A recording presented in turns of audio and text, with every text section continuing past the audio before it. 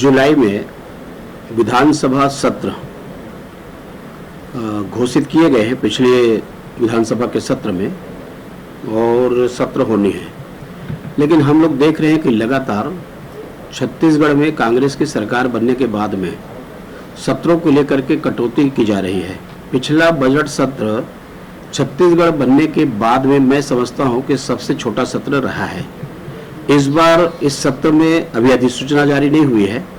मैं विधानसभा के अध्यक्ष महोदय से और साथ ही मुख्यमंत्री से भी मैं चाहूँगा कि ये सत्र बड़ा हो और इसमें किसी प्रकार की कटौती ना हो, बल्कि लंबा सत्र होने से प्रदेश के सारे विषय आएंगे।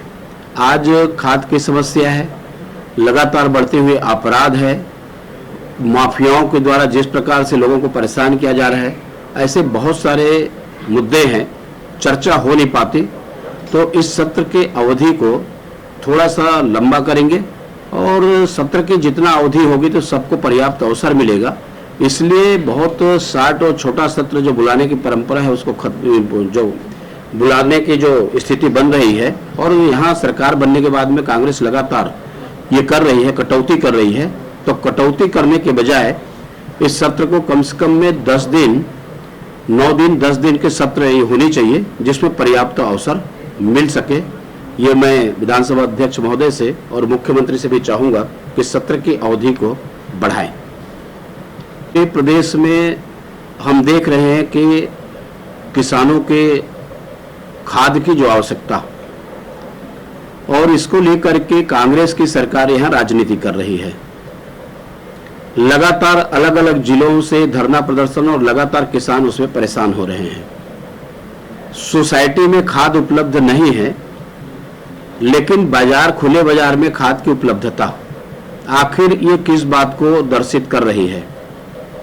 यूरिया खास करके डीएपी में काला बाजारी को सरकार के द्वारा प्रोत्साहन, और हम पिछले गर्मी में भी देखे हैं, उसके पहले देखे कि लगातार ब्लैक मार्केटिंग हो रही है, लेकिन सरकार उसमें नियंत्रण नहीं कर रही है।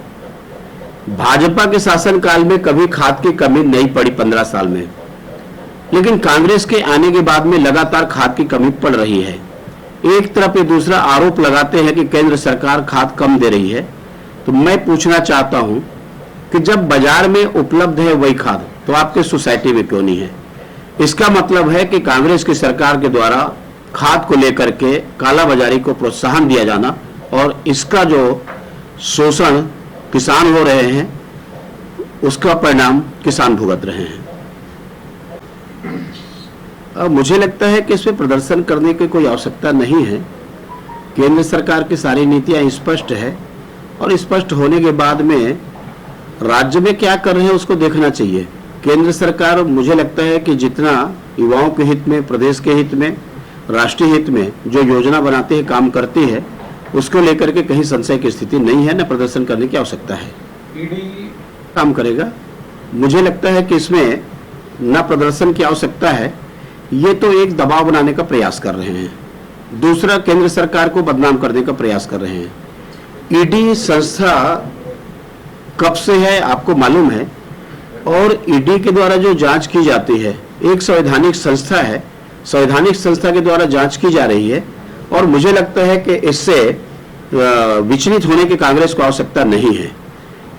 चाहे आदमी छोटा हो चाहे बड़ा हो, कानून के परिधि से कोई बड़ा नहीं है। और इसलिए जब कांग्रेस के यूपीए के भी लंबे समय तक सरकार रही, तो क्या ईडी ने काम करना बंद कर दिया था? और जो संस्था काम कर रही है, तो आज उनको इतनी आपत्ति क्यों? एक प्रकार से इस जांच को प्रभावित करने का, जांच को रोकने का, एक दबाव बनाने का प्रयास कांग्रेस कर रही है, जिसकी कतई आवश्यकता नहीं है। ईडी अपना काम करे, और उसके साथ में जहां पर आदमी सही है, तो मुझे लगता है उसको विचलित होने की आवश्यकता भी नहीं है। संभागीय सम्मेलन होगा क्या रणनीति आप? संभागीय सम्मेलन में अभी हमारे प्रशिक्षण के कार्यक्रम 17 तारीख से लेकर के प्रारंभ हो रहे हैं, और इस महीने में लगातार हमारे प्रशिक्षण के कार्यक्रम चलेंगे, जिसमें जिला स्तर के हमारा प्रशिक्षण होगा, इस प्रशिक्षण में प्रमुख वक्ता उसमें विषय रखेंगे और विषय रखने के बाद में जो प्रशिक्षित है उनके बीच में सारे समसामयिक विषयों को रखा जाएगा। भारतीय जनता पार्टी केवल चुनावी पार्टी नहीं है, बल्कि समय समय पर इस प्रकार के कार्यक्रम का आयोजन करते रहते हैं और उसी के परिप्रेक्ष्य में प्रशिक्षण का कार्यक्रम है। दूसरी तरफ आंदोलन, उसको लेकर के बैठकें बुलाना, संभाग स्तर की बैठक बुलाना, पदाधिकारियों से चर्चा करना और उसके लिए नीति बनाना कि हमारा कार्यक्रम कैसे होगा।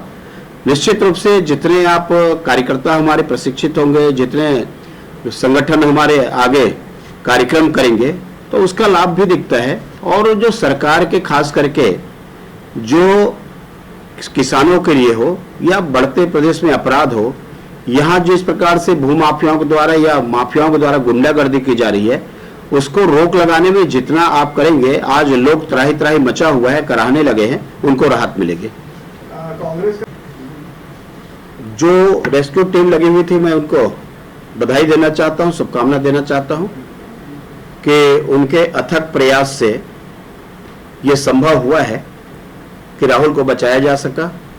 उनके स्वस्थ जीवन की मैं कामना करता हूं, दीर्घायु जीवन की कामना करता हूं और उसके साथ में सम्मानित किया जाता है, अच्छी बात है, सम्मान के पात्र हैं वो।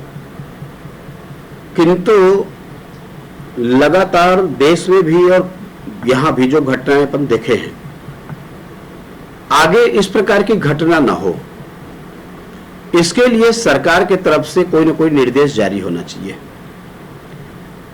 ये पहली घटना नहीं है देश में, आप देखें कि बहुत सारी घटनाएं होती है। दूसरी, इसकी जांच भी होनी चाहिए कि आखिर वो बोर में कैसे फंसे, उसके कारण क्या है, और कारण में जाकर के निर्देश जारी करने की आवश्यकता है कि ये घटना के बाद में कोई बच्चे बोर में जाकर ना फंसे और भविष्य में इस प्रकार की घटना की पुनरावृत्ति ना हो, इसको रोका जा सके। इसके लिए निर्देश जारी करने की आवश्यकता है और उसकी जांच की आवश्यकता है। ये तो प्रवेश उत्सव है, आज शुभारंभ नहीं किया, पहले भी डॉक्टर रमन सिंह जी थे तब भी करते रहते थे और आज भी कर रहे हैं, कोई नई बातें नहीं कर रहे हैं कि जिससे। दूसरी बात, जो प्रदेश के थोड़ा सा मुख्यमंत्री जाके स्कूलों में देखे कि बच्चों का परसेंटेज कितना है। आज यदि टीचर भी बनना है, उनके लिए जो एग्जाम होती है तो 60% उसके लिए आवश्यक है, लेकिन इसमें जब जा करके देखेंगे तो बच्चों का परसेंटेज 2 स्कूल में जाके देख ले, जितने जगह मुख्यमंत्री गए हैं तो स्वामी आत्मानंद में गए हैं, लेकिन हिंदी मीडियम के स्कूल से पता नहीं क्यों दूरी बना के रखे हुए हैं। और हिंदी से क्या उसको दूरी बनाने का कारण है मैं तो नहीं कह सकता, लेकिन लगाव उसको अंग्रेजी के प्रति है और अंग्रेजी का तारतम्य कहां से जुड़ा हुआ है उसको विस्तार से मुझे बोलने की आवश्यकता नहीं है।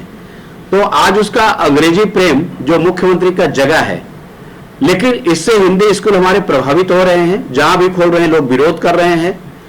और हिंदी स्कूल में जाकर के मुख्यमंत्री और शिक्षा मंत्री को कम से कम जाकर के पूछना चाहिए कि बच्चों का भी रिजल्ट जो आया है उस रिजल्ट में परसेंटेज उनका क्या है। शिक्षा स्तर लगातार छत्तीसगढ़ की गिरती जा रही है।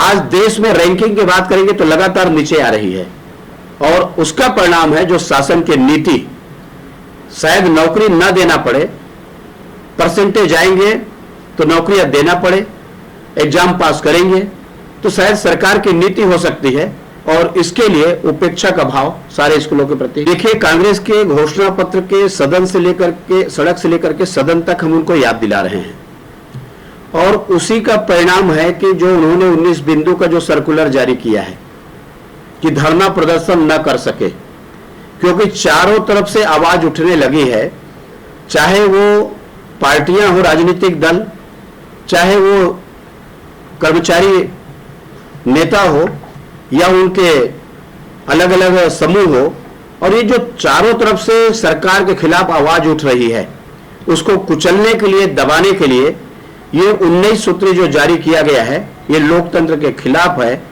और बीजेपी इस बात को लेकर के सड़क से सदन तक लड़ाई लड़ रही है, आगे भी लड़ेगी।